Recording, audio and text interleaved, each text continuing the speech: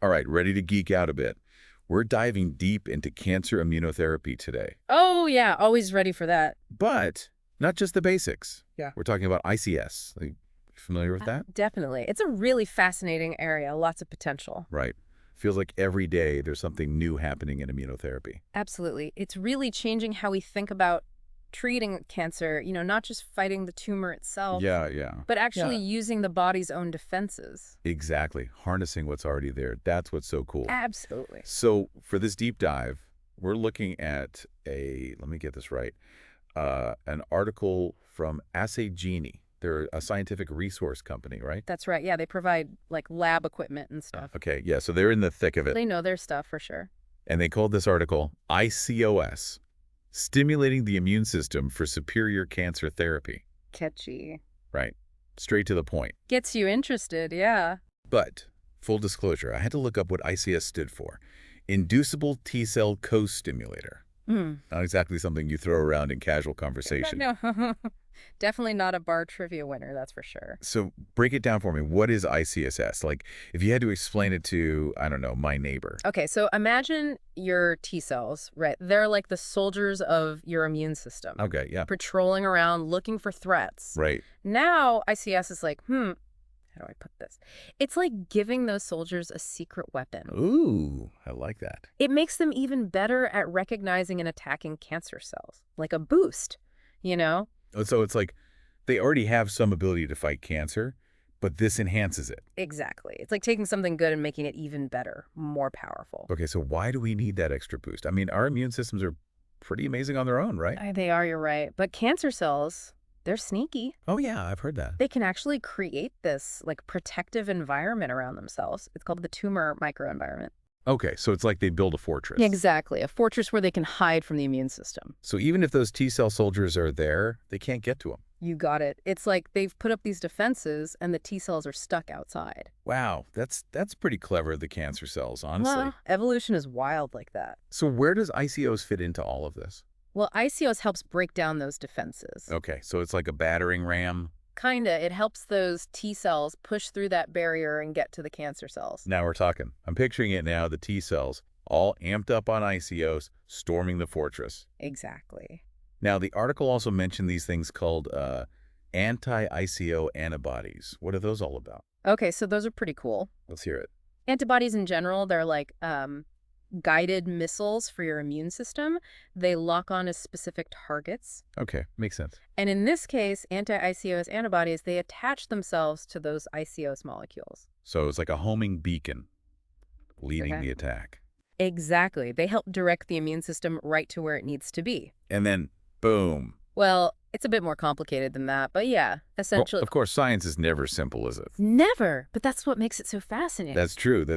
So we've got these anti-ICS antibodies, and they're like the tip of the spear. I like that analogy. Right. So is there a specific anti-ICS antibody that everyone's excited about? There is actually C398.4A. It's showing a lot of promise in research. C398.4A sounds like something out of Star Wars. Right. Catchy name, though. Better than some of the scientific names, that's for sure. Oh, I bet. So what makes C398.4A so special? Like, why is everyone talking about it? Well, it has a few unique things going for it. Hit me with it. First off, it's really good at amplifying that ICS signal we talked about earlier. It's like turning up the volume, making sure the T cells get the message loud and clear. So it's like instead of just whispering, it's shouting. Exactly. Okay, I like it. What else? Second, it helps release these things called cytokines. They're like, imagine them as distress signals. Okay. They call in even more immune cells to the fight. So it's like calling for backup. Exactly. C398.4A sends out the bat signal, and suddenly you've got a whole army of immune cells ready to take on the cancer. This is incredible. So we've got the amplified signal, the backup call. Anything else? Oh, there's one more thing. Remember that tumor microenvironment we talked about? The fortress? Uh-huh. Well, C398.4A can actually help disrupt that, too. Whoa. Seriously? No way. How does it do that? Okay, so our bodies also have these things called regulatory T cells, or TREGs. They're kind of like the peacekeepers of the immune system. They make sure everything stays in check and doesn't get out of control. Which is important, right? We don't want our immune systems going haywire all the time. Exactly. But in the case of cancer, we actually want the immune system to be a little more aggressive. Right. Take no prisoners. Exactly. And C398.4a, it can actually help tamp down those tregs within the tumor microenvironment. So it's like telling the peacekeepers to stand down. In a way, yeah. It allows those amped up T cells to do their thing without being held back. Wow, so it's like a triple threat. Amplified signal, backup call, and disarming the defenses. You got it. That's why C398.4a is so promising. It's tackling the problem from multiple angles. This is incredible stuff. Mhm. But, and I hate to be a downer, but aren't there always challenges with this kind of cutting-edge research? Like, what are the hurdles scientists are still trying to overcome when it comes to ICOS in cancer therapy? Oh, absolutely. I mean, that's science for you, right? Always more to learn, more to figure out. Right. So what's keeping the scientists up at night when it comes to ICOs? Well, one of the biggest questions is like, who's going to benefit the most from this kind of therapy? Is it going to work for everyone? Probably not. Right, right. So they're trying to figure out if it's better for certain types of cancers, or maybe if there are certain like genetic markers that make someone more likely to respond well. Oh, so it's like trying to personalize it. Exactly. That's the holy grail, right? Personalized medicine, finding the right treatment for the right patient. Makes sense. So it's not quite there yet. Not quite. But they're getting closer all the time. Every clinical trial, every research study, it brings us one step closer to that goal. That's good to hear. So we've got this potential amazing tool, but we're still figuring out how to use it most effectively. That's a good way to put it. What other challenges are there? I mean, it can't all be smooth sailing. Well, one thing to be aware of is, when we mess with the immune system, there's always a risk of things going a little haywire. Oh, right, right. Like, it's supposed to protect us, but it could also turn on us. Exactly. So with ICS therapy, there's a potential for autoimmune reactions where the immune system starts attacking healthy cells. Oh, well, that doesn't sound good. No, it's definitely something to watch out for, but researchers are very aware of this risk, and they're constantly working on ways to minimize it. Okay, that's reassuring. So it's like finding that balance. Yeah. Boosting the immune system enough to fight the cancer, Yeah. but not so much that it causes other problems. Exactly. It's a delicate dance, for sure. I bet. Now, the article also mentioned combining ICS therapies with other treatments. What's the thinking there? Oh, that's really interesting. So you know how cancer cells are super adaptable, like they're always evolving, trying to outsmart our treatments? Yeah, they're sneaky like that. Right. So the idea with combination therapy is to hit the cancer from multiple angles at once. It's like if one treatment doesn't get it, maybe the other one will, or maybe together they'll be even more powerful. So it's like a 1-2 punch. Exactly. And they've actually had some really promising results with this approach, combining ICOS therapies with other types of immunotherapy, or even with chemotherapy or radiation. Wow, so it's like building a whole arsenal to fight the cancer. Exactly. It's Yeah. about using all the tools we have at our disposal. That's incredible. So we're talking about not just treating cancer, but potentially even curing it. Well, that's the dream, right? And with ICS therapy, it might not be as far-fetched as it once seemed. Okay, now you've got me really intrigued. What makes you say that? Well, one of the most exciting things about this kind of immunotherapy is the potential for something called T-cell memory. T-cell memory. What's that all about? So you know how when you get a vaccine, it helps your body remember how to fight off a specific virus? Right, right. It's kind of like that with cancer cells.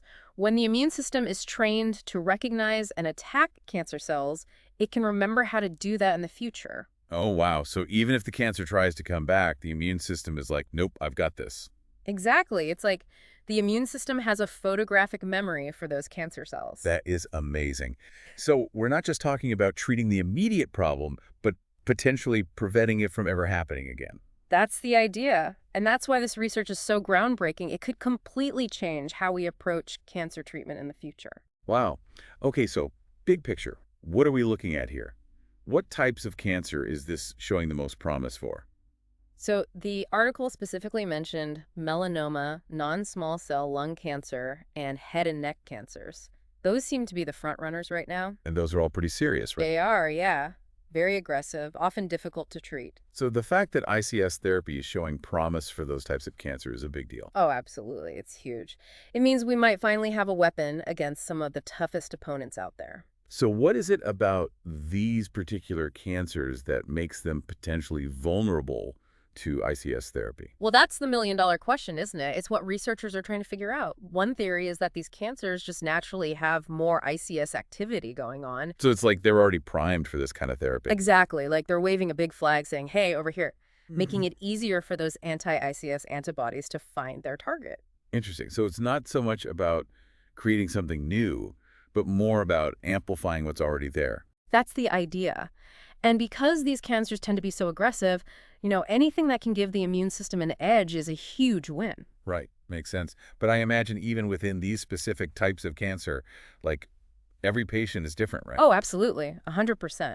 Which is why figuring out those biomarkers, those genetic clues we talked about earlier, is so important. It's all about moving towards truly personalized treatment plans. Okay, so that's kind of the next frontier, finding out who will benefit the most from this therapy. Exactly. It's like having a powerful tool, but now we need to refine it, make it even more precise. Wow, this has been eye-opening. I feel like we've only just scratched the surface, though. Right. There's so much more to explore, and the research is moving so fast. It's really incredible to see where this field is headed. Hmm. So, as we wrap up, any final thoughts for our listeners? I think, if you take away anything from this deep dive, it should be a sense of hope. We're talking about potentially changing the game when it comes to cancer treatment, using the body's own power to heal itself. That's pretty amazing when you think about it. It really is. And who knows, maybe one of our listeners will be inspired to join the fight and make the next big breakthrough. Thanks for joining us, everybody. Until next time, keep those brains buzzing.